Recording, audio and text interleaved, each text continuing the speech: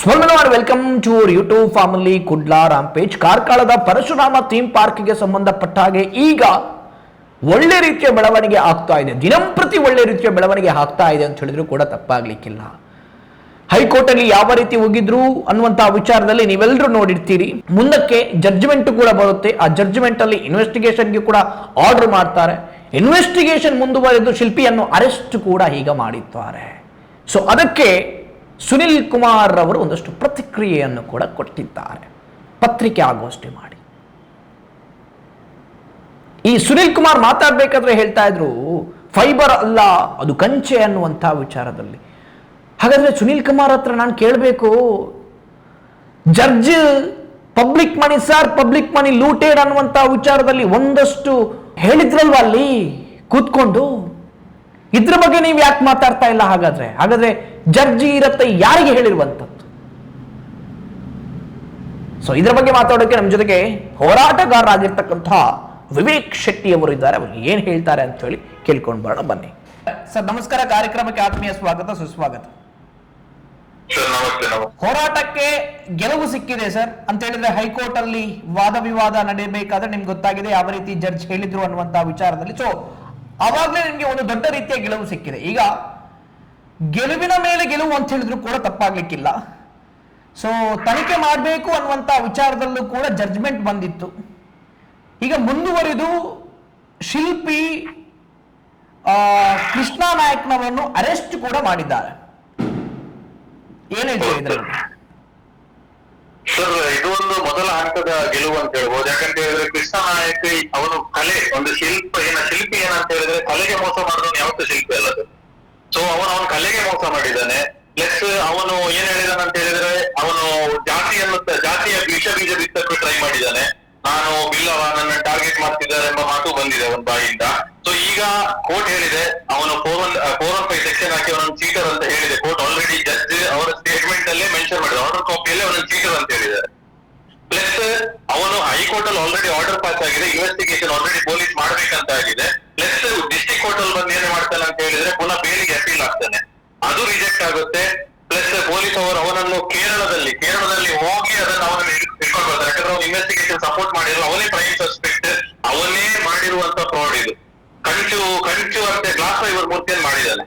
So ಅದರಿಂದಾಗಿ ಈಗ police ಅವರು ಇನ್ವೆಸ್ಟಿಗೇಷನ್ ವಿದೌಟ್ ಪ್ರೂಫ್, ನೋಡಿ IPS ಆದವರು ಅರುಣ್ ಸರ್ ಏನಿದ್ದಾರೆ, ವಿದೌಟ್ ಡಾಕ್ಯುಮೆಂಟ್ ವಿದೌಟ್ ಪ್ರೂಫ್ ಯಾರನ್ನೋ ಬಂದು ಬಂಧನ ಮಾಡಿ ಕೋರ್ಟ್ ಏನು ವಿದೌಟ್ ಪ್ರೂಫ್ ನ್ಯಾಯಾಂಗ ಬಂಧನ ಕೊಡಲ್ಲ.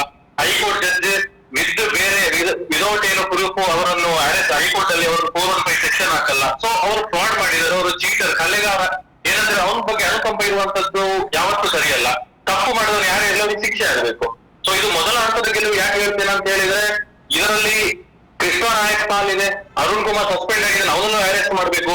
ಇದರಲ್ಲಿ ಬಹು ಮುಖ್ಯ ಪಾತ್ರ ಬಂದು ಬರೋದು ಒಂದು MLA, ಒಂದು ಲಕ್ಷ್ಮೀ ಹೆಬ್ಬಾಳ್ಕರ್ದು, ಒಂದು DC. ಸೊ ಇದು ಯಾಕಂತ ಹೇಳಿದ್ರೆ ಇದು ಮೂರ್ತಿ ನಾವು ಆಲ್ರೆಡಿ ಉಪಸತ್ಯಾಗ್ರಹ ಇನಿಷಿಯಲ್ ಆಗಿ ಮಾಡುವಾಗ ನಾವು ಆಲ್ರೆಡಿ ಕ್ಲಿಯರ್ ಆಗಿ ಹೇಳಿದ್ವಿ ಅದು ಥರ್ಡ್ ಪಾರ್ಟಿ ಇನ್ಸ್ಪೆಕ್ಷನ್ ಆಗ್ಬೇಕು ಅಂತ. ನಾವು ಯಾರ ಬಗ್ಗೆನೂ ಮಾತಾಡಿಲ್ಲ. ನಾವು ಥರ್ಡ್ ಪಾರ್ಟಿ ಇನ್ಸ್ಪೆಕ್ಷನ್ ಆಗ್ಬೇಕು, ಮೂರ್ತಿದು ನೈಜತೆ ಪರಿಶೀಲನೆ ಆಗ್ಬೇಕು ಅಂತ ಹೇಳೋದು ಬಿಟ್ರೆ ನಾವು ಯಾವ್ದು ಮಾತಾಡಿಲ್ಲ. ನಾವು ಅದು ಮಾಡದೆ DC ಅವರು ಮೌಖಿಕವಾಗಿ ಆದೇಶ ಕೊಟ್ಟು AC ಅವರು ನಾವಿದ್ದ ಉಪವಾಸ ಸತ್ಯಾಗ್ರಹದ ಸ್ಪಾಟಿಗೆ ಬಂದವರು ಇಲ್ಲ ನಾನು ಥರ್ಡ್ ಪಾರ್ಟಿ ಇನ್ಸ್ಪೆಕ್ಷನ್ ಮಾಡಿದ್ದೇನೆ, ನೀವು ಮೀಡಿಯಾದ ಹೇಳ್ತಿದ್ದೇನೆ ಅಂತ ಹೇಳಿದವರು ಥರ್ಡ್ ಪಾರ್ಟಿ ಇನ್ಸ್ಪೆಕ್ಷನ್ ಮಾಡದೆ ರಾತ್ರಿ ಅದಕ್ಕಿಂತ ಮುಂಚಿನ ದಿವಸ ಹೋಗಿ ನಾವೇ ಹೇಳಿರ್ತೇವೆ DCಗೆ, ಮ್ಯಾಮ್ ಇದು ಮೂರ್ತಿಯನ್ನು ಏನೋ ಪ್ಲಾನ್ ಮಾಡ್ತಿದ್ದಾರೆ, ಮೂರ್ತಿಯನ್ನು ತೆಗೆಯುವಂತದ್ದು ಏನೋ ಕಾರ್ಯಕ್ರಮ ಆಗುವಂತ ಪಾಸಿಬಿಲಿಟೀಸ್ ಇದೆ ಅಂತ. ನಾವು ತಿಳ್ಕೊಂಡಿದ್ದೇನೆ ಅಂತ ಹೇಳಿದ್ರೆ ಪೊಲೀಸ್ ಪ್ರೊಟೆಕ್ಷನ್ ಕೊಟ್ಟರಲ್ಲ. ಪೊಲೀಸ್ ಪ್ರೊಟೆಕ್ಷನ್ ಕೊಟ್ಟಿರೋದು ಮೂರ್ತಿಯನ್ನು ಸೇವ್ ಮಾಡಕ್ಕೆ, ಯಾರಾದ್ರೂ ಅದನ್ನು ಮಾಡಕ್ ಟ್ರೈ ಮಾಡಿದ್ರೆ ಪೊಲೀಸ್ ಪ್ರೊಟೆಕ್ಷನ್ ಕೊಟ್ಟರು ಅಂತ ನಾವು ತಿಳ್ಕೊಂಡ್ವಿ. ಇದು ನೋಡಿದ್ರೆ ಮೂರ್ತಿಯನ್ನು ತೆಗಿಯಕ್ಕೆ ಪೊಲೀಸ್ ಪ್ರೊಟೆಕ್ಷನ್ ಕೊಟ್ಟಾಗಿದೆ. ನಾವು ಇಮಿಡಿಯೇಟ್ ಆಗಿ 13th ಹೋಗಿ ಪೊಲೀಸ್ ಕಂಪ್ಲೇಂಟ್ ಫೈಲ್ ಮಾಡ್ತೇವೆ, ಮೂರ್ತಿ ಕಾಣೆಯಾಗಿ ಎಂಬ ಕಂಪ್ಲೇಂಟ್ ಫೈಲ್ ಆಗುತ್ತೆ, ಅದರ ಮೇಲೆ ಯಾವ್ದು ಆಕ್ಷನ್ಸ್ ಆಗಲ್ಲ. ಸೊ ಈಗ ಪ್ರೆಸೆಂಟ್ ನಾವು 1 ವರ್ಷದ ಏನು ಹೋರಾಟ ಮಾಡ್ತಿದ್ವಿ, ಯಾಕಂದ್ರೆ ಲಾಸ್ಟ್ ನಾವು ಉಪ ಸತ್ಯಾಗ್ರಹ September 9th ನಾವು DCಯ ಮೌಖಿಕ ಆದೇಶದ ಮೇಲೆ ಬಿಟ್ಟಿದ್ವಿ. ಸೊ ಅಲ್ಲಿಂದ ಇವತ್ತು ಆಲ್ಮೋಸ್ಟ್ ಒಂದು ವರ್ಷ 3 ತಿಂಗಳಲ್ಲಿ ಏನಿದೆ. ಈಗ ಮೊದಲ ಹಂತದ ಗೆಲುವು ಕೃಷ್ಣ ನಾಯಕ್ ಯಾರು ಶಿಲ್ಪಿಯ ಕಲೆಗೆ ಮೋಸ ಮಾಡಿದಂತ ಯಾರು ಕೃಷ್ಣ ನಾಯಕ್ ಇದ್ದಾನೆ, ಅವನನ್ನು ಬಂಧನ ಆಗಿದೆ. ಅವನ ಬಂಧನದಿಂದ ಅತಿ ಶೀಘ್ರದಲ್ಲಿ ಇನ್ನೂ ಕೆಲವು ವ್ಯಕ್ತಿಗಳ ಬಂಧನ ಆಗುವಂತದ್ದಿದೆ. ಅದಂತೂ ನಾನು ಹೇಳಕ್ ಇಷ್ಟಪಡ್ತೇನೆ. ಅಲ್ಲ, ಈಗ ಲಕ್ಷ್ಮೀ ಹೆಬ್ಬಾಳ್ಕರ್ ಅವರು ಯಾವ ರೀತಿ ಶಾಮೀಲಾಗಿದ್ದಾರೆ ಅಂತ ಹೇಳ್ತೀರಿ? ಒಂದು ಬಂದು ಅವರು ಈಗ DC ಉಸ್ತುವಾರಿ ಸಚಿವರಂತ ಆದ ನಂತರ ಒಂದು ಜಿಲ್ಲೆಗೆ ಅವರಿಗೆ ಏನೇ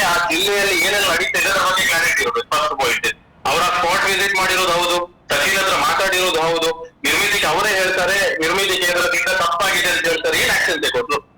ಅವರು ಬಂದು ಹೋದ ನಂತರ ಆಲ್ಮೋಸ್ಟ್ 1 ವರ್ಷದಲ್ಲಿ ಏನ್ ಆಕ್ಷನ್ ಆಯ್ತು? ಈಗ ಅವ್ರ ಆಕ್ಷನ್ ಕರೆಕ್ಟ್ ಸ್ಪಾಟಲ್ಲಿ ಅವ್ರು ಕರೆಕ್ಟ್ ಟೈಮ್ ಅಲ್ಲಿ ಆಕ್ಷನ್ ತಗೊಂಡಿದ್ರೆ ಇವತ್ತು ನಾವು ಇದ್ರ ಬಗ್ಗೆ ಮಾತಾಡುವಂತದ್ದು ಇರ್ಲಿಲ್ಲ. ಅವ್ರ ಅಂದಿಗೆ ಎಲ್ಲ ಸಾರ್ಟ್ ಔಟ್ ಆಗ್ತಿತ್ತು. ನಾವು ಉಪವಾಸ ಸತ್ಯಾಗ್ರಹದಲ್ಲಿ ಇರುವಾಗ ಅವರು ಉಸ್ತುವಾರಿ ಸಚಿವರಿದ್ರು. ಅದಕ್ಕೆ ನಾನು ಅವ್ರಿಗೆ ಕಾಲ್ ಮಾಡಿ ಖುದ್ದಾಗಿ ಕಾಲ್ ಮಾಡಿ ಹೇಳಿದ್ದೇವೆ ನಾವು. ಇದೆಲ್ಲ ಆದ ನಂತರ DC ಅವರು ಎಲ್ಲ ಇಂಥದ್ದೆಲ್ಲ ಮಾಡ್ತಿದ್ದಾರೆ ಅಂತ ಹೇಳಿದ್ರೆ ಎಲ್ಲೋ ನನಗೆ ಶಾಸಕರು ಮತ್ತೆ ಲಕ್ಷ್ಮೀ ಹೆಬ್ಬಾಳ್ಕರ್ ಮಿಲನ ಇರ್ಬೋದು, ಇದು ಲೋಕಲ್ ಗ್ರೌಂಡ್ ಲೆವೆಲ್ ಅಲ್ಲಿ ಕಾರ್ಯಕರ್ತರು ಫೈಟ್ ಮಾಡಿರ್ಬೋದು ಕಾಂಗ್ರೆಸ್ ಅವರು, ನಾನು ಇಲ್ಲ ಅಂತ ಹೇಳಲ್ಲ, ಅವ್ರು ಫೈಟ್ ಮಾಡಿದ್ದಾರೆ. ಬಟ್ ಟಾಪ್ ಲೆವೆಲ್ ಅಡ್ಜಸ್ಟ್ಮೆಂಟ್ ಆಗಿದೆ, ಇದು ಕ್ಲಿಯರ್ಲಿ ಕಾಣ್ತಾ ಇದೆ. ಅಂತ ಹೇಳಿದ್ರೆ ನೀವು ಹೇಳೋದು ಈಗ ಮೂರ್ತಿಯನ್ನು ಕೊಂಡೋಗೋಕೆ DC ಅವರೇ ಪರ್ಮಿಷನ್ ಕೊಟ್ಟದ್ದು, ಅಥವಾ DC ಅವರು ಮೂರ್ತಿಯನ್ನು ಕೊಂಡೋಗೋಕೆ ಇವರಿಗೆ ಒಂದು ರೀತಿಯಲ್ಲಿ ಹೆಲ್ಪ್ ಮಾಡಿದ್ದಾರೆ ಅಂತ ಹೇಳಿ?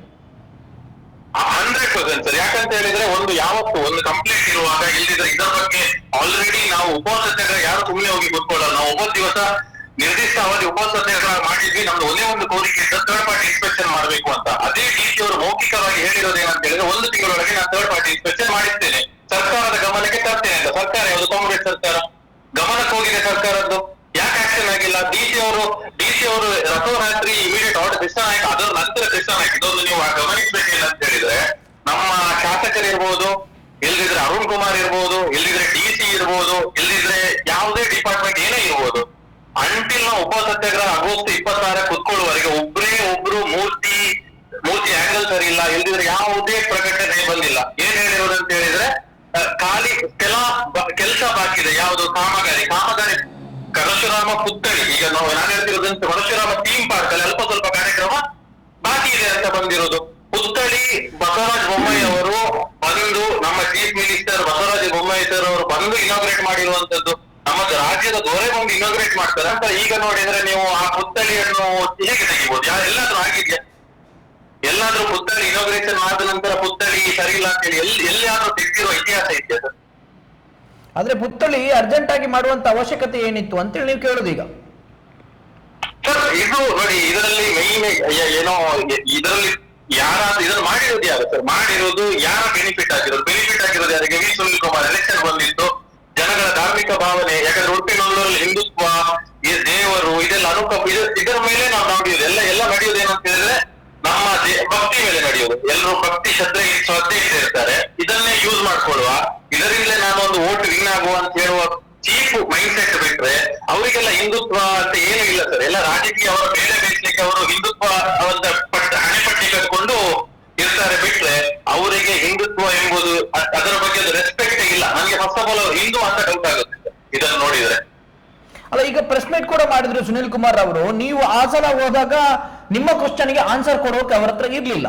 ಸೊ ಈಗ ಹೋಗಿ ಅಲ್ಲಿ ಪ್ರೆಸ್ ಮೀಟ್ ಮಾಡ್ತಾರೆ ಅಂತ ಹೇಳಿದ್ರೆ ಅಲ್ಲಿ ಪರಶುರಾಮ ನೀವೇನು ಫೈಬರ್ ಇದ್ದು ಅನ್ನುವಂತ ವಿಚಾರದಲ್ಲಿ ಮಾತಾಡ್ತಾ ಇದ್ರು. ಈಗ ಅದು ಕೋಟೆ ಹೇಳಿದೆ, ಪರಶುರಾಮ ಫೈಬರ್ ಅಲ್ಲ ಕಂಚಿದ್ದು ಅಂತ ಹೇಳಿ. ಅಲ್ಲ, ನಾನೇನ್ ಹೇಳೋದು ಅಂತ ಹೇಳಿದ್ರೆ ಸರ್, ಈಗ ಉಡುಪಿಯಲ್ಲಿ IPS ಮಾಡಿ ಅರುಣ್ ಸರ್ ಇದ್ದಾರೆ SP ಆಗಿ, ಅವರನ್ನು ಇಲ್ಲಿದ್ರೆ ಕೋರ್ಟ್ ಅಲ್ಲಿ ಹೈಕೋರ್ಟ್ ಜಡ್ಜ್ ಇದ್ದಾರೆ, ಎಲ್ಲರೂ ತೆಗೆದು ಸುನಿಲ್ ಕುಮಾರ್ ಅನ್ನೇ ಕೂರಿಸ್ಬಿಡ್ಬೇಕು. ಯಾಕಂತ ಹೇಳಿದ್ರೆ ಇವರಿಗೆ high court judge with old proceedings ಏನ್ ಕೋರ್ಟ್ ಅಲ್ಲಿ ಆಗಿರುತ್ತೆ ಅದನ್ನು ರೆಫರೆನ್ಸ್ ಆಗಿ ತಗೊಂಡು ಒಂದು ಜಡ್ಜ್ಮೆಂಟ್ ಕೊಟ್ಟಿರ್ತಾರೆ, ಅದರ ಬಗ್ಗೆ ಮಾತಾಡ್ತಾರೆ. ಬಟ್ ಶಿಲ್ಪಿ ಬಗ್ಗೆ ಸಪೋರ್ಟಿವ್ ಆಗಿ ಅಲ್ಲಿ ನೋಡಿದ್ರೆ ಸರ್ ಕೃಷ್ಣನಾಯಕ್ ಕೋರ್ಟ್ ಅಲ್ಲಿ ಸುನಿಲ್ ಕುಮಾರ್ ಸಪೋರ್ಟಿವ್ ಆಗಿ ಮಾತಾಡುದು. ಸುನಿಲ್ ಕುಮಾರ್ ಯಾಕಂದ್ರೆ ಇಬ್ರು ಮಾಡಿರೋದು ಒಟ್ಟಿಗೆ ಅಲ್ಲ, ಇದರಲ್ಲಿ ಅಣ್ಣ ಸಿಕ್ಕಿ ಬಿದ್ರೆ ಅದು ಏನೋ ತಮ್ಮ ಸಿಕ್ಕಿ ಬಿದ್ರೆ ಇಬ್ರು ಒಟ್ಟಿಗೆ ಸಿಕ್ಕಿ ಬೀಳ್ತಾರಂತೆ ಹೆದರಿಕೆಯಿಂದ ಮಾತಾಡ್ತಿರೋದು ಬಿಟ್ರೆ, ಈಗ ಅವ್ರು ಹೇಳ್ತಾರೆ SP ಪೊಲೀಸ್ ಅವರು ಅವ್ರ ಕೆಲಸ ಮಾಡ್ತಾ ಇಲ್ಲ. ಅವ್ರ ಕೆಲಸ ಅಂತ ಹೇಳಿದ್ರೆ ಇವ್ರಿಗೆ ಬೇಕಾದಷ್ಟು ಕೆಲಸ ಮಾಡಿದ್ರೆ ಮಾತ್ರ ಪೊಲೀಸ್ ಅವ್ರ ಕೆಲಸ ಮಾಡೋದು ಸರ್. ಇಲ್ಲಿ ಎಷ್ಟೋ ಕೇಸ್ಗಳು ರೀಸೆಂಟ್ಲಿ ನೀವು ನೋಡಿದ್ರೆ ಎಷ್ಟೋ ಕೇಸ್ಗಳು ಬಂದಿದೆ, ಕಾರ್ಕಳದಲ್ಲಿ ಎಷ್ಟೋ ಕೇಸ್ ಆಗಿದೆ. ವಿದಿನ್ 2-3 ಡೇಸ್, ವಿದಿನ್ ವೀಕ್ ಯಾರು ಅದನ್ನ ಮಾಡಿದ್ರೆ ಇಮಿಡಿಯೇಟ್ ಆಗಿ ಅರೆಸ್ಟ್ ಮಾಡಿದ್ದಾರೆ, ಇಮಿಡಿಯೇಟ್ ಆಗಿ ಕೇಸ್ ಅನ್ನು ಕ್ಲೋಸ್ ಮಾಡಿದ್ದಾರೆ ಅಂತ SP ನಾನು ಬರೋಕ್ಕೆ ನಾವು ಪುಣ್ಯ ಮಾಡಿರ್ಬೇಕು. ಇವತ್ತು ಈ ವ್ಯಕ್ತಿ ಅವ್ರ ಬಗ್ಗೆನೇ ಮಾತಾಡಕ್ ಹೊರಟಿದ್ದಾರೆ. ಇವರಿಗೆ ಏನಂದ್ರೆ ಇವ್ರನ್ನ ಎಲ್ಲಾ ಸೇರಲ್ಲಿ ಅಂದ್ರೆ ಹಿಟ್ಲರ್ ಅಂತ ನಾವು ಏನ್ ಕೇಳಿದ್ದೇವೆ ಸರ್, ಸುನಿಲ್ ಕುಮಾರ್ ಪಕ್ಕ ಅದಕ್ಕೊಂದು ಎಕ್ಸಾಂಪಲ್ ಅಂತ ಹೇಳ್ಬೋದು. ಯಾಕಂತ ಹೇಳಿದ್ರೆ ಇವ್ರ ಪ್ರಕಾರ ಇವ್ರು ಮಾಡಿದೆಲ್ಲ ಮಾಡ್ಬೋದು, ಇವ್ರು ಮಾಡಿದೆಲ್ಲ ಸರಿನೇ, ಇವರು ಹಿಂದೂಗಳ ಧಾರ್ಮಿಕ ಭಾವನೆಯನ್ನು ಉಪಯೋಗಿಸಿ ಎಲೆಕ್ಷನ್ ವಿನ್ ಆದರೂ ಸರಿನೇ. ಬಟ್ ಅವರೇ ಹೇಳಿದ್ದು ನೆನಪು ನನಗೆ. ಅವ್ರು ಏನ್ ಹೇಳಿದಾರೆ ಅಂತ ಹೇಳಿದ್ರೆ, ನಾವು ಏನು ಈ ಎಲೆಕ್ಷನ್ ಇದು ಗವರ್ಮೆಂಟ್ ಇದೆ ಅಲ್ವಾ, ತನಿಖೆಗೆ ನಾನು ಸಪೋರ್ಟ್ ಮಾಡ್ತೇನೆ ಅಂತ. ಈಗ ತನಿಖೆ ಮಾಡ್ತಿದ್ದಾರೆ. ತನಿಖೆಗೆ ಇವರು ಯಾರು ಸರ್? ಇವರು ಯಾವ ಸೇನೆ ದೊಣ್ಣೆ ನಾಯಕರು ಅಂತ ಹೇಳಿ ಇವರು ಹೋಗಿ ಇದರ ಬಗ್ಗೆ ಜಸ್ಟಿಫಿಕೇಶನ್ ಕೊಡಕ್ಕಾಗುತ್ತೆ? ಈಗ ನಾವು ಒಂದು ವರ್ಷ 3 ತಿಂಗಳಿಂದ ನಾವು ಆಲ್ಮೋಸ್ಟ್ ಫೈಟ್ ಮಾಡ್ತಿದ್ವಿ. ಅಂದ್ರೆ ನಾವು ಉಪವಾಸ ಸತ್ಯಾಗ್ರಹದಿಂದ ಟೈಮ್ ಹೇಳ್ತಿರೋದು. ನಾವು ಕೋರ್ಟ್ ಪ್ರೊಸೀಡಿಂಗ್ಸ್ ಏನಿದೆ ಕೋರ್ಟ್ ಮೇಲೆ ಅದರ ಮೇಲೆ ನಂಬಿರೋದಲ್ಲ, ನಾವು ಲಾ ಮೇಲೆ ನಂಬಿರೋದು. ನಾವು ಇವರ ಟೀಮ್ ಆಗಿ ಹೋಗಿ ಸುತ್ತಿಗೆ ಪರಶುರಾಮನೆ ಹೊಡೆದು ಚೆಕ್ ಮಾಡಕ್ ಹೋಗಿಲ್ಲ. ಇವರ cheap mentality Karkala Sunil Kumar team ಅವ್ರು ಏನಂತ ಹೇಳಿದ್ರೆ ಅವ್ರು ಹಿಂದುತ್ವ ಅಲ್ಲ, ಅವ್ರದ್ದು ಏನಂತ ಹೇಳಿದ್ರೆ ರಾಜಕೀಯ ಬೇಳೆ ಬೀಸಲಿಕ್ಕೆ ಯಾವ ಮಟ್ಟಕ್ಕೂ ಹೋಗ್ಲಿಕ್ಕೆ ರೆಡಿ ಇರುವಂತ ಅವ್ರು ಎಸ್ ಟಿ ಬಗ್ಗೆನೂ ಮಾತಾಡ್ತಾರೆ, ಹೈಕೋರ್ಟ್ ಜಡ್ಜ್ ಬಗ್ಗೆನೂ ಮಾತಾಡ್ತಾರೆ, ಎಲ್ಲರ ಬಗ್ಗೆ ಮಾತಾಡಕ್ ರೆಡಿ ಇದ್ದಾರೆ ಅವ್ರು. ಯಾಕಂತ ಹೇಳಿದ್ರೆ ಅವ್ರಿಗೀಗ ಹೇಳಿ ಸರ್, ಅವ್ರಿಗೀಗ ಅಂದ್ರೆ ಏನು ಸುಳ್ಳನ್ನು ಅವರೇ ಒಂದು ಸುಳ್ಳನ್ನು ನೂತನ ಹೇಳಿ ಸತ್ಯ ಮಾಡಕ್ಕೆ ಟ್ರೈ ಮಾಡ್ತಿರೋದು, ಅದು ಆಗಿಲ್ಲ. ಈಗ ಏನೋ ಡಾಕ್ಯುಮೆಂಟ್ ಅಂತ ಇವತ್ತು ಇಟ್ಕೊಂಡು ಬಂದಿದ್ರು. ಫಸ್ಟ್ ಆಫ್ ಆಲ್ ಅವ್ರ ಬೇಸಿಕ್ ಸರ್, ಒಂದು ಪ್ರೆಸ್ ಮೀಟ್ ಮಾಡುವಾಗ ಡಾಕ್ಯುಮೆಂಟ್ಸ್ ಅಂತ ಹೇಳಿದ್ರು. ಒಂದು ಏನ್ ಹೇಳ್ತಾರೆ ಅಂತ ಹೇಳಿದ್ರೆ ಹೈಕೋರ್ಟ್ ಅಲ್ಲಿ ಅದು ಕನ್ಸ್ ಅಂತ ಪ್ರೂವ್ ಆಗಿದೆ ಅಂತ ಏನೋ ಮಾತಾಡ್ತಾರೆ. ಹೈಕೋರ್ಟ್ ಅಲ್ಲಿ ಎಲ್ಲಿ ಫಸ್ಟ್ ಆಫ್ ಆಲ್ ಕನ್ಸ್ ಅಂತ ಪ್ರೂವ್ ಆಗಿದೆ? ಹೈಕೋರ್ಟ್ ಅಲ್ಲಿ ಥರ್ಡ್ ಪಾರ್ಟಿ ಇನ್ಸ್ಪೆಕ್ಷನ್ ಎನ್ಐಟಿಗೆ ರಿಪೋರ್ಟ್ ಥರ್ಡ್ ಪಾರ್ಟಿ ಇನ್ಸ್ಪೆಕ್ಷನ್ ಆಗಿದೆ ಸರ್. ಅದು ಕಾಲಿನ ಭಾಗದ ಒಂದು ಪೀಸ್ ತೆಗೆದು investigation third party inspection report ಅಲ್ಲಿ ಕ್ಲಿಯರ್ಲಿ ಮೆನ್ಷನ್ ಮಾಡಿದ್ದಾರೆ, ಆ ಪಾಯಿಂಟ್ ಮೆನ್ಷನ್ ಮಾಡಿದ್ದಾರೆ. ಅದರದ್ದು ಪೀಸ್ ಅನ್ನು ಹೋಗಿ ಎನ್ಐಟಿಗೆ ಟೆಸ್ಟ್ ಆಗಿರೋದು. ಅದು ಟೆಸ್ಟ್ ಅಲ್ಲಿ ರಿಪೋರ್ಟ್ ಏನ್ ಬಂದಿದೆ ಅಂದ್ರೆ ಅವ್ರು ಬ್ರಾಗ್ ಅಂತ ಬಂದಿದೆ. ಅದು ಬಿಟ್ಟರೆ ಮೇಲಿದ್ದು ಏನ್ ಕಟ್ ಆಗಿ ಕಟ್ ಮಾಡಿ ರಾತ್ರೋರಾತ್ರಿ ಏನ್ ಸಪೋರ್ಟ್ ಮಾಡಿ ತಗೊಂಡು ಹೋಗಿದಾರಲ್ವಾ, ಅದ್ರ ಬಗ್ಗೆ ಅಲ್ಲ, ಆ ಪಾರ್ಟ್ ಬಗ್ಗೆ ಎಲ್ಲೂ ಆ ಪಾರ್ಟ್ ಬಗ್ಗೆ ಇನ್ವೆಸ್ಟಿಗೇಷನ್ ಆಗಿಲ್ಲ, ಥರ್ಡ್ ಪಾರ್ಟಿ ರಿಪೋರ್ಟ್ ಇಲ್ಲ ಆ ಪಾರ್ಟ್ ಬಗ್ಗೆ. ಈಗ ನಾವೇನ್ ಹೇಳ್ತಿರೋದಂದ್ರೆ ಆ ಪಾರ್ಟ್ ಅನ್ನು ಪೊಲೀಸ್ ಅವರು ಹುಡುಕ್ಬೇಕು. ಆ ಪಾರ್ಟ್ ಗ್ಲಾಸ್ ಫೈಬರ್ ಅಂತ ಖಂಡಿತ ಅದು ಗ್ಲಾಸ್ ಫೈಬರ್ ಇಲ್ಲಿದೆ 100% ಅದನ್ನ ಇಟ್ಟಿದ್ರು. ಸುನೀಲ್ ಕುಮಾರ್ ಪಾರ್ಟಿಗೆ ಇರುವಾಗ ಬಂದು ನಮ್ಮ ಹತ್ರ ಹೇಳ್ಬೋದಿತ್ತು, ಇವರಿಗೆ ನಮ್ಮ ಊರಿನವರಿಗೆ ಡೌಟ್ ಇದೆ, ಸಂಶಯ ಇದೆ, ಇದು ಸಂಶಯ ಡೆವಲಪ್ ಆಗ್ಲಿಕ್ಕೆ ಬಿಡೋದು ಬೇಡ, ಇದನ್ನು ಕರೆಕ್ಟ್ ಆಗಿ ಇನ್ವೆಸ್ಟಿಗೇಟ್ ಮಾಡಿ ಕ್ಲೋಸ್ ಮಾಡುವಂತ ನಾವು ಯಾವ್ದು ಉಪಸಂಖ್ಯಾಗ ಕುತ್ಕೊಂಡ ಸ್ಪಾಟಿಗೆ ಸುನೀಲ್ ಕುಮಾರ್ ಬಂದು ಹೇಳಿದ್ರೆ ಅವತ್ತು ನಾನು ಒಪ್ಕೊಳ್ತಿದ್ದೆ ಸುನೀಲ್ ಕುಮಾರ್ ಅವರನ್ನು. ಹೌದಪ್ಪ ಇವರಿಗೆ ಒಂದು ಇವತ್ತು ಎಲ್ಲ ಆಗಿ ಎಲ್ಲ ಮೂರ್ತಿ ತಗೊಂಡ ನಂತರ ಅವರು ಎಲ್ಲೂ ಇರಲಿಲ್ಲ, ಉಪಸಂಖ್ಯಾಗ ಎಲ್ಲ ಮುಗ್ದು ಮೂರ್ತಿ ತಗೊಂಡ ನಂತರ ಅವರು ಪ್ರೆಸ್ ರಿಲೀಸ್ ಕರೆದು ಮಾತಾಡ್ತಾರೆ. ಅದು ಬಿಟ್ಟರೆ ಅವರ ಟೀಮ್ ಎಲ್ಲ ಮೂರ್ತಿ ಕಟ್ ಮಾಡಿಕೊಂಡೋದ ನಂತರ ಒಂದು ಸುತ್ತಿಗೆ ಹೊಡಿತಾರೆ ಪರಶುರಾಮನ ಕಾಲಿಗೆ. ಇಂತ ಚೀಪ್ ಮಾತಾಡೋರ ಹತ್ರ ನಾವು ಯಾಕೆ? ಕೋರ್ಟ್ ಇದೆ, ಕೋರ್ಟ್ ಅಲ್ಲಿ ಜಡ್ಜ್ ಆಲ್ರೆಡಿ ಹೇಳಿದ್ದಾರೆ, ಒಂದು ಆರ್ಡರ್ ಕಾಪಿ ಆಲ್ರೆಡಿ ಬಂದಿದೆ, ಇನ್ನು ಪೊಲೀಸ್ ಅವರು ಇನ್ವೆಸ್ಟಿಗೇಟ್ ಮಾಡ್ತಿದ್ದಾರೆ. ವೆಯ್ಟ್ ಮಾಡ್ಲಿಲ್ಲ, ಇವ್ರಿಗೆ ಅಷ್ಟು ಧೈರ್ಯ ಇದ್ರೆ ವೆಯ್ಟ್ ಮಾಡಲಿಲ್ಲ. ಯಾಕೆ ಸುಮ್ಮನೆ ಎಗ್ರೆಷನ್ಗೆ ಹೋಗ್ತಿದ್ದಾರೆ? ಯಾಕೆ ಸುಮ್ಮನೆ ಹಿಟ್ಲರ್ ತರಾಗಿ ಬಿಹೇವ್ ಮಾಡ್ತಿದ್ದಾರೆ? ಅಲ್ಲ, ಈಗ ಬರೀ ಒಂದು ಪಾರ್ಟ್ ಚೆಕ್ ಮಾಡಿರುವಂತದ್ದು NITK ಅಂತೇಳಿ ಹೇಳಿದ್ರಿ, ಹಾಗಾದ್ರೆ ಅರ್ಧ ಬಾಡಿಯ ಪಾರ್ಟ್ ಅವರು ಕಟ್ ಮಾಡಿ ಕೊಂಡೋಗಿದ್ದಾರೆ, ಅದು 100% ಗ್ಲಾಸ್ ಫೈಬರ್ ಅಂತೇಳಿ ಹೇಳ್ತೀರಿ. ಅದರ ಬಗ್ಗೆ ಏನೂ ಮಾತಾಡ್ತಾ ಇಲ್ಲ, ಮತ್ತೆ ಎಲ್ಲಿದೆ ಅಂತೇಳಿ ಗೊತ್ತಿಲ್ಲ ಅಂತೇಳಿ ಸ್ಪೆಷಲ್ ಆಗಿ ಮೆನ್ಷನ್ ಮಾಡಿದ್ರಿ. ಮತ್ತೆ ಪೊಲೀಸ್ ಪ್ರೊಟೆಕ್ಷನ್ ಏನಕ್ಕೆ ಕೊಟ್ಟದ್ದು ಸರ್? ಒಂದು ಬಂದು ಆ ಪ್ರೋಗ್ರಾಮ್ ಏನಿದೆ, ಆ ಪ್ರೋಗ್ರಾಮ್ ಏನಾಗಿದೆ ಅದರದ್ದು ಪ್ರೆಸಿಡೆಂಟ್ ಬಂದು ಯಾರಿದ್ದದ್ದು ವಿ ಸುನೀಲ್ ಕುಮಾರ್ ಅವರು. ಈಗ ಪ್ರೋಗ್ರಾಮ್ ಆ ಥೀಮ್ ಪಾರ್ಕ್ ಎಲ್ಲ ಪ್ರೆಸಿಡೆಂಟ್ ಇದ್ದದ್ದು ವಿ ಸುನೀಲ್ ಕುಮಾರ್ ನಾವು ಒಪ್ಕೊಳ್ಳೇಬೇಕು. ಒಪ್ಕೊಂಡ ನಂತರ ಈಗ ಮೂರ್ತಿಯನ್ನು ಅಲ್ಲಿ ತೆಗಿತಿದ್ರೆ ಸುನೀಲ್ ಕುಮಾರ್ ಅವರಿಗೆ ಇನ್ಫಾರ್ಮೇಶನ್ ಏನು ಇದೆ? ಅವರೇ ಮಾಡ್ತಿರೋದು, ಅದಕ್ಕೆ ಅವರೇನು ಅದು ಹೋಗುವವರೆಗೆ ಸುಮ್ಮನೆ ಇದ್ರು. ಇವತ್ತು ಸ್ಪಷ್ಟನೆ ಹೇಳ್ತಿರೋದು, ಬೇಕಿದ್ರೆ ಥರ್ಡ್ ಪಾರ್ಟಿ ಇನ್ಸ್ಪೆಕ್ಷನ್ ತೆಗೆದು ನೋಡ್ಲಿ, ಅದರಲ್ಲಿ ಕ್ಲಿಯರ್ಲಿ ಕಾಲಿದ್ದು ಒಂದು ಪೀಸ್ ಇದ್ದು ಬಿಟ್ರೆ ಮೇಲಿನ ಭಾಗ ಏನ್ ಹೋಗಿದೆ ಅದರ ಬಗ್ಗೆ ಯಾವುದೇ ಥರ್ಡ್ ಪಾರ್ಟಿ ಇನ್ಸ್ಪೆಕ್ಷನ್ ರಿಪೋರ್ಟ್ ಇಲ್ಲ ಸರ್. ಅದನ್ನು ಕತ್ತರಿಸಿ ರಾತ್ರೋರಾತ್ರಿ ತಗೊಂಡು ಹೋಗಿರೋದು. ಯಾಕಂದ್ರೆ ಅದು ಗ್ಲಾಸ್ ಫೈಬರ್ ಮೂರ್ತಿ ಸಿಕ್ಕಿದ್ರೆ ಅವ್ರು ಬಣ್ಣ ಬಯಲಾಗುತ್ತಂತ ಹೆದರಿಕೆಯಿಂದ DC ಅವರು, ಲಕ್ಷ್ಮೀ ಹೆಬ್ಬಾಳ್ಕರ್ ಅವರು, MLA ಅವರು ಎಲ್ಲ ಸೇರ್ಕೊಂಡು ಮಾಡಿರುವಂತ ಕುತಂತ್ರ ಇದೆ. ಆದ್ರೆ ನೀವು ಅದೇ ಈಗ ಪ್ರಶ್ನೆ ಮಾಡ್ತಾ ಇರುವಂತದ್ದು, ಅದು ಮೇಲಿನ ಭಾಗ ಕಟ್ ಮಾಡಿ ಕೊಂಡೋಗಿದ್ದಾರೆ, ಯಾವುದ್ರಲ್ಲಿ ಕೊಂಡೋಗಿದ್ದಾರೆ, ಯಾವ ಗಾಡಿಯಲ್ಲಿ ಕೊಂಡೋಗಿದ್ದಾರೆ, ಅದರ ಬಿಲ್ ಎಲ್ಲಿ, ಮತ್ತೆ ಅದು ಈಗ ಎಲ್ಲಿದೆ ಅಂತೇಳಿ ಪ್ರಶ್ನೆ ಮಾಡ್ತಾ ಇದ್ರೆ ನೀವು. ಹೌದು, ಎಲ್ಲಿದೆ ಅದು ನಾವು ಅದನ್ನ ಹೇಳ್ತಿರೋದು. ಅದನ್ನು ಅದು ಎಲ್ಲಿದೆ ಅಂತ ಆಗ್ಬೇಕಲ್ವಾ, ಅದನ್ನ ಇನ್ವೆಸ್ಟಿಗೇಟ್ ಮಾಡ್ಬೇಕು. ಕೃಷ್ಣ ನಾಯಕ್ ಇರ್ಬೋದು, ಎಲ್ಲಿದ್ರೆ ನಿರ್ಮಿತಿ ಕೇಂದ್ರ ಇರ್ಬೋದು, ಅವರನ್ನ ನಿರ್ಮಿತಿ ಕೇಂದ್ರ ಅರುಣ್ ಕುಮಾರ್ ಮತ್ತೆ ಅರೆಸ್ಟ್ ಮಾಡ್ಬೇಕು. ಸುನೀಲ್ ಕುಮಾರ್ ಅವರ ಮೇಲೆ ತನಿಖೆ ಆಗ್ಬೇಕು. ಯಾಕಂತ ಹೇಳಿದ್ರೆ ಅವರೇ ಇರುವುದು ಪ್ರೈಮು. ಈಗ ನೀವು ಕೃಷ್ಣ ನಾಯಕನ ಹೇಗೆ ಅರೆಸ್ಟ್ ಮಾಡಿದ್ದಾರೆ ಪೊಲೀಸ್ ಅವರು, ಇದೇ ರೀತಿ ಅರುಣ್ ಕುಮಾರ್ ಅನ್ನು ಅರೆಸ್ಟ್ ಮಾಡ್ಬೇಕು, ಇದೇ ರೀತಿ ಸುನೀಲ್ ಕುಮಾರ್ ಅನ್ನು ಮಾಡ್ಬೇಕು. ಯಾಕಂತ ಹೇಳಿದ್ರೆ ಇದರೆಲ್ಲರ ಬೆನಿಫಿಟ್ ಇದು ಎಲ್ಲ ಅರುಣ್ ಕುಮಾರ್ ಇಲ್ಲಾಂದ್ರೆ ಕೃಷ್ಣ ನಾಯಕ್ ಇವರೆಲ್ಲ ಪಾತ್ರಧಾರಿ ಇದ್ರೆ ಬೆನಿಫಿಟ್ ತಗೊಂಡವ್ರು ಯಾರು ಅಂತ ಹೇಳಿದ್ರೆ ವಿ ಸುನೀಲ್ ಕುಮಾರ್ ಅವರು. ಇವತ್ತು ಬಂದವರು ಸಪೋರ್ಟ್ ಮಾಡ್ತಿದ್ದಾರೆ, ಹೈಕೋರ್ಟ್ ಜಡ್ಜ್ಮೆಂಟ್ ಅನ್ನೋರು ಕ್ವಶನ್ ಮಾಡ್ತಿದ್ದಾರೆ. ಅವರು ಹೈಕೋರ್ಟ್ ಅಲ್ಲಿ ಜಡ್ಜ್ ಅವರು ಆರ್ಡರ್ ಕಾಪಿ ವಿತ್ ರೆಫರೆನ್ಸ್ ಹೇಳಿರೋದು 415 ಸೆಕ್ಷನ್ ಆಗಿ ಚೀಟು ಅಂತ ಹೇಳಿರೋ ವ್ಯಕ್ತಿಯ ಬಗ್ಗೆ ಇವರು ಸ್ಪಷ್ಟನೆ ಕೊಟ್ಟಿದ್ದಾರೆ. ಅಂದ್ರೆ ಇವರು ಯಾವ ಮಟ್ಟದ್ದು ನನಗೆ ಅರ್ಥ ಆಗ್ತಿಲ್ಲ. ನಮ್ಮ ದುರಾದೃಷ್ಟ ಇವರು ನಮ್ಮ MLA ಹೇಳುತ್ತೆ. ಅಲ್ಲ, ನಾನು ಹೇಳೋದು ಅದಲ್ಲ, ಅವರು ಬಾಕಿ ಎಲ್ಲರೂ ಹೇಳಿದ್ರು, ಆದ್ರೆ ಹೈಕೋರ್ಟ್ ಜಡ್ಜ್ ಅಲ್ಲಿ ಚೀತು ಅಂತೇಳಿ ಹೋಗಿದ್ರು. ಅದು ಕೂಡ ನೀವು ಹೈಕೋರ್ಟ್ ಜಡ್ಜ್ನವರು ಆ ರೀತಿ ವರ್ಡ್ ಯಾವತ್ತು ಮಾತಾಡೋದಿಲ್ಲ, ಬರೀ ರೇರ್ ಅಂತ ಹೇಳಿದ್ರೆ it's an public money sir, public money looted ಅನ್ನುವಂತ ವಿಚಾರದಲ್ಲಿ ಹೇಳ್ತಾರೆ ಅಂತ ಹೇಳಿದ್ರೆ ಇದಕ್ಕಿಂತ ದೊಡ್ಡ ಮಾತು ಬೇಕಾ? ಅದರ ಬಗ್ಗೆ ಸುನೀಲ್ ಕುಮಾರ್ ಯಾಕೆ ಮಾತಾಡ್ತಿಲ್ಲ? ಎಲ್ಲಿ ಲೂಟಿ ಆಗಿದೆ ಪಬ್ಲಿಕ್ ಮನಿ ಅಂತೇಳಿ ಕ್ವಶನ್ ಮಾಡ್ಲಿಲ್ಲ? ಸೇಮ್ ಲೈನ್ ಸರ್, ಏನ್ ಅವ್ರು ಮಾತಾಡಿದ್ದಾರೆ ಅದೇ ಲೈನ್ ಅನ್ನು ಆರ್ಡರ್ ಕಾಪಿಯಲ್ಲಿ ಬರ್ದಿದ್ದಾರೆ. ಅದೇ ಆರ್ಡರ್ ಕಾಪಿಯಲ್ಲಿ ಅವ್ರು ಏನ್ ಅವತ್ತು ಆ ಜಡ್ಜ್ ಸೆಕ್ಷನ್ ಅಲ್ಲಿ ಏನ್ ಮಾತಾಡಿದ್ದಾರೆ ಅದು ಆರ್ಡರ್ ಕಾಪಿಯಲ್ಲಿ ಅದೇ ಲೈನ್ ಅನ್ನು ಮೆನ್ಷನ್ ಮಾಡಿದ್ದಾರೆ. ಮೆನ್ಷನ್ ಮಾಡಿದ ನಂತರ ಅವ್ರಿಗೆ ಸೆಕ್ಷನ್ ಹಾಕಿದ್ದಾರೆ, ಸೆಕ್ಷನ್ ನಂತರ ಅದರ ರೆಫರೆನ್ಸ್ ಹಾಕಿದ್ದಾರೆ. ಅದೇ ಸುನಿಲ್ ಕುಮಾರ್ ಅವರು ಈಗಲೂ ಜಸ್ಟಿಫಿಕೇಶನ್ ಏನಂದ್ರೆ ಅದು ಗ್ಲಾಸ್ ಫೈಬರ್ ಅಂತ ಪ್ರೂವ್ ಆಗಿಲ್ವೋ ಅದು ಕಂಚು ಅಂತ ಹೇಳಿ ಮಾತಾಡ್ತಿದ್ದಾರೆ. ಅಂದ್ರೆ ಇವರೇನು ಡಾಕ್ಯುಮೆಂಟ್ಸ್ ಏನು ಬೀಳ್ತಿದ್ರಲ್ಲ, ಡಾಕ್ಯುಮೆಂಟ್ ನನ್ನ ಹತ್ರ ಇದೆ, ನಾವು ಮಾತಾಡ್ತಿದ್ದೇನೆ, ನಮ್ಮ ಹತ್ರ 450 ಪೇಜ್ ಡಾಕ್ಯುಮೆಂಟ್ ಇದೆ ಸರ್. ಎಲ್ಲ ಎಲ್ಲಿಂದ ತಗೊಂಡಿರೋದು ಅಂತ ಹೇಳಿದ್ರೆ ಗವರ್ಮೆಂಟ್ ಡಿಪಾರ್ಟ್ಮೆಂಟ್ ಗಳಿಂದ ತಗೊಂಡಿರುವಂತದ್ದು ಟೋಟಲ್ ಸೇರಿದ್ರೆ ಆಲ್ಮೋಸ್ಟ್ 450ರಿಂದ 500 ಪೇಜ್ ಡಾಕ್ಯುಮೆಂಟ್ ಇದೆ. ನಮ್ಗೆ ಬೀಸಕ್ಕಾಗಲ್ಲ ಅಷ್ಟು ಡಾಕ್ಯುಮೆಂಟ್ ನಮ್ಮ ಹತ್ರ ಇದೆ. ನಾವು ದೇವನಿಂದ ನಿಮ್ಗೆ ಗೊತ್ತಿರೋ ನಾವು ಒಂದೇ ಒಂದು ಮಾತಾಡಿದ್ದು ಡಾಕ್ಯುಮೆಂಟ್ಸ್ ಇದೆ, ಬನ್ನಿ ಚರ್ಚೆ ಮಾಡುವ, ನೀವು ಹೇಳಿದ ಸ್ಥಳ ನೀವು ಹೇಳಿದ ಆಗ್ತಾರೆ, ನಾವು ಬರಕ್ ರೆಡಿ ಇದ್ದೇವೆ, ಚರ್ಚೆ ಮಾಡುವ. ಡಾಕ್ಯುಮೆಂಟ್ಸ್ ಏನ್ ನಮ್ಗೆ ಉತ್ತರ ಕೊಡಬೇಡಿ, ಆ ಡಾಕ್ಯುಮೆಂಟ್ಸ್ ಗಳಿಗೆ ಉತ್ತರ ಕೊಡಿ ಅಂತ ನಾವು ದೇವನಿಂದ ಹೇಳ್ತಿದ್ದೇವೆ. ಅದನ್ನು ಬಿಟ್ಟು ಇವತ್ತು ಮಾತಾಡುವಂತದ್ದು ಇವತ್ತು ಡಾಕ್ಯುಮೆಂಟ್ ಏನಿದೆ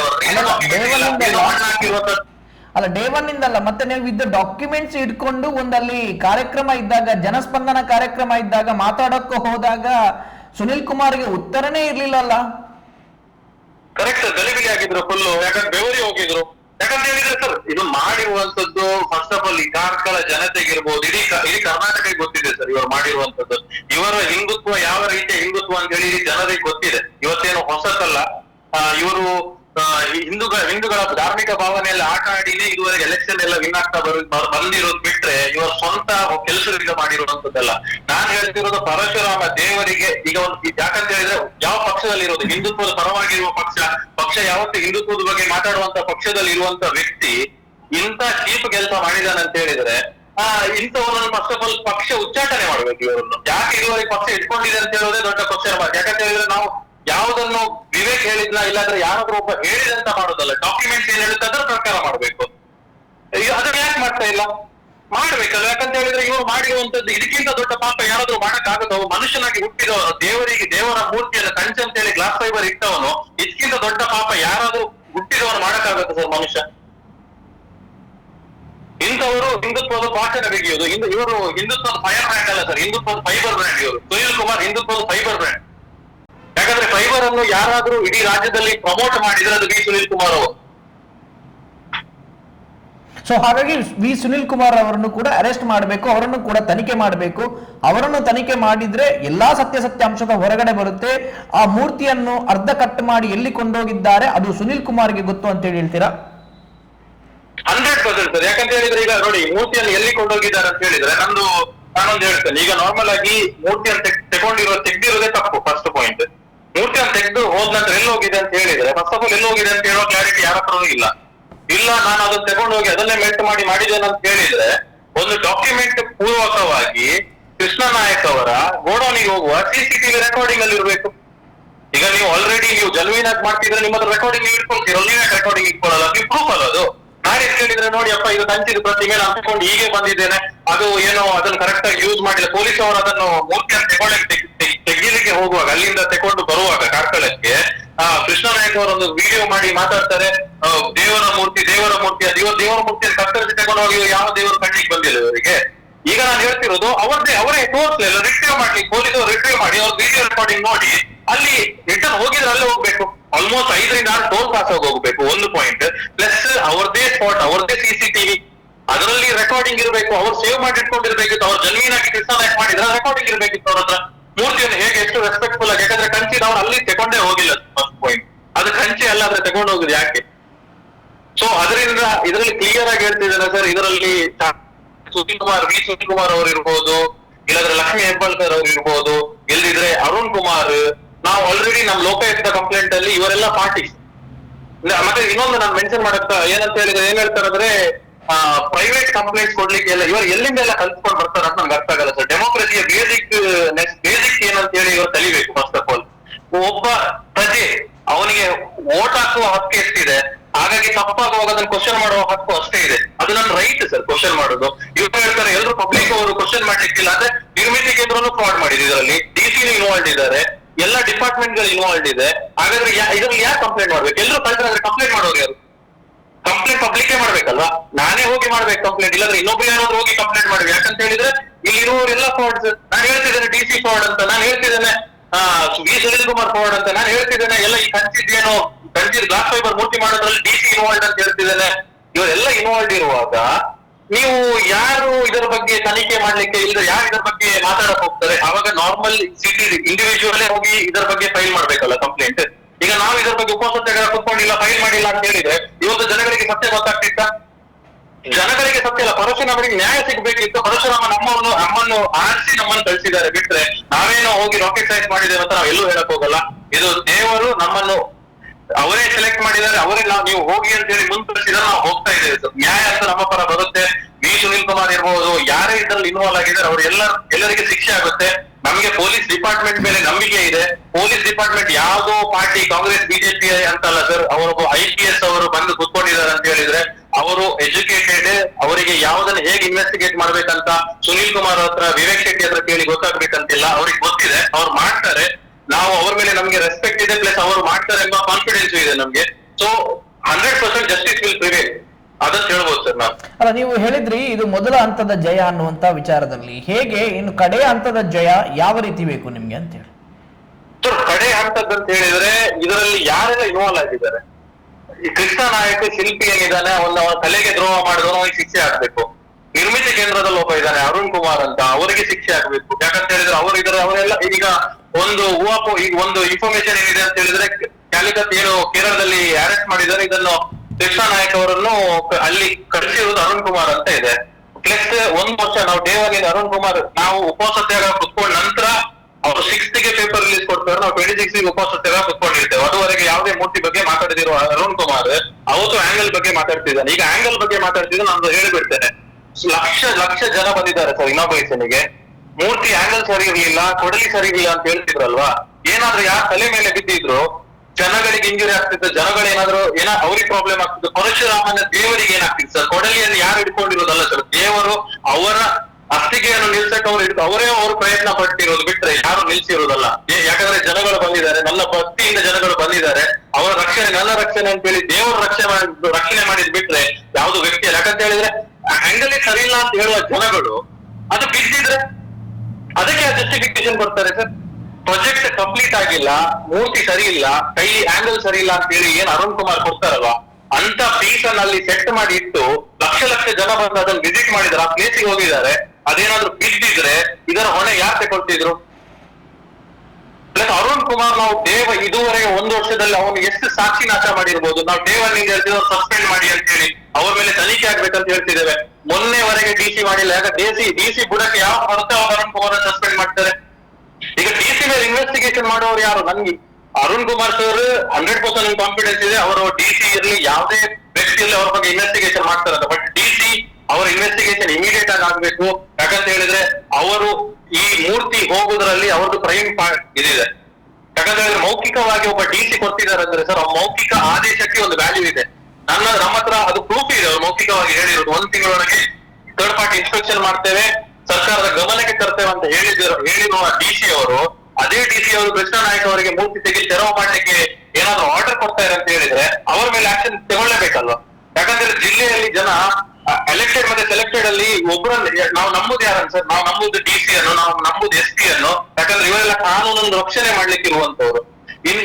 ಇವರ ಪೊಲಿಟಿಕಲ್ ಗಿಮಿಕ್ಗೆ ಅಡ್ಜಸ್ಟ್ ಮಾಡಿಕೊಂಡು ಇವರೇ ಇಂಥ ಕೆಲಸ ಮಾಡಿದ್ರೆ ನಾವು ನಂಬುದು ಯಾರನ್ನು? ಪ್ರಜಾಪ್ರಭುತ್ವ ಎಲ್ಲಿ ಉಳಿಯುತ್ತೆ ಸರ್ ಇದೆಲ್ಲ ಆದ್ರೆ? ಸೊ DC ಮೇಲೆ ಇನ್ವೆಸ್ಟಿಗೇಷನ್ ಆಗ್ಬೇಕು 100%. ಸುನಿಲ್ ಕುಮಾರ್ ಯಾಕಂತ ಹೇಳಿದ್ರೆ ನಾವು ಆಲ್ರೆಡಿ ಡಾಕ್ಯುಮೆಂಟ್ಸ್ ಇರ್ಬೋದು. ಈಗ ಸುನಿಲ್ ಕುಮಾರ್ಗೆ ಜಸ್ಟಿಫೈ ಮಾಡ್ತಿದ್ರಲ್ಲ, ಕೃಷ್ಣ ನಾಯಕ್ ಜಸ್ಟಿಫೈ ಮಾಡ್ತಿದ್ರಲ್ಲ, ಅವರನ್ನು ಇನ್ವೆಸ್ಟಿಗೇಟ್ ಮಾಡ್ಬೇಕಲ್ವಾ? ಅವರೇನೋ ಡಾಕ್ಯುಮೆಂಟ್ಸ್, ನಾನು ಇನ್ನೂ ಹೇಳ್ತಿದ್ದೇನೆ, ಅವರ ಡಾಕ್ಯುಮೆಂಟ್ಸ್ ತೋರಿಸ್ತೇನೆ, ನನ್ನ ಡಾಕ್ಯುಮೆಂಟ್ಸ್ ಹೇಳ್ತಿರೋದು ನಾನೇನೋ ಮಾಡಿರುವಂತದ್ದಲ್ಲದ.